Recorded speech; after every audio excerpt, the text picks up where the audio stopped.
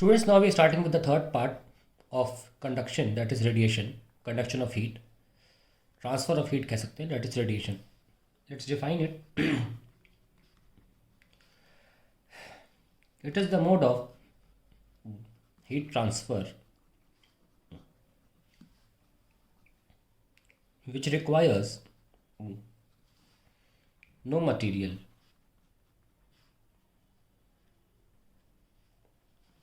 medium.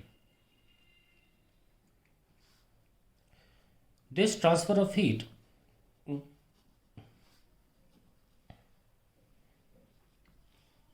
takes place at speed of light.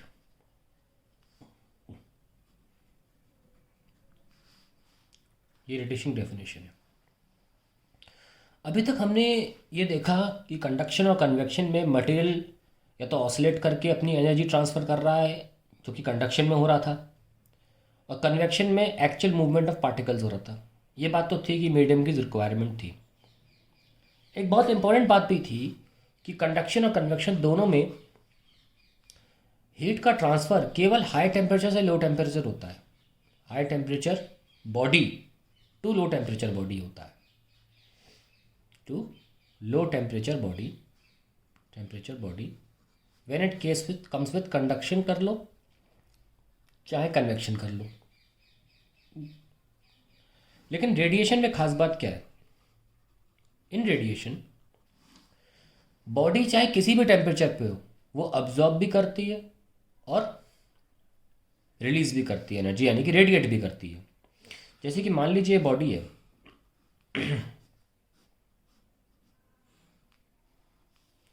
Eight 300 degree centigrade, okay, और मान लीजिए ये एक बॉडी है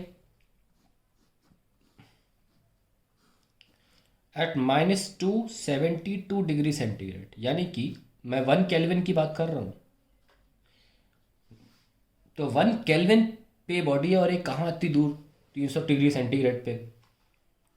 तो आप ये सोच रहे होंगे कि ये हीट देगी यहाँ पे, सही बात है, लेकिन ये 1 केल्विन पे होते हुए भी अपनी हीट देगा, और सिर्फ यही नहीं आसपास भी देगा. अभी हम लेकिन सिर्फ इन दोनों की बात कर रहे हैं.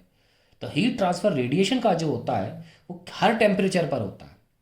ये इसको देता है, ये इसको देता है, दोनों. और नेट ट्रांसफ़र एक्चुअली जो होगा वो होगा इधर की तरफ. इसलिए हम बोल रहे हैं कि हाई टेम्परेचर से लो टेम्परेचर कंडक्शन या transfer of heat is taking place. लेकिन ये बात बिल्कुल खारिज ना करें कि ये अपनी हीट यहाँ नहीं दे रहा. Even if it is at very less temperature which is 1 kelvin, ये फिर भी अपनी 1 केल्विन वाली हीट दे देगा इसको. That is called radiation. That at all temperatures heat is radiated and the net transfer is taken into consideration.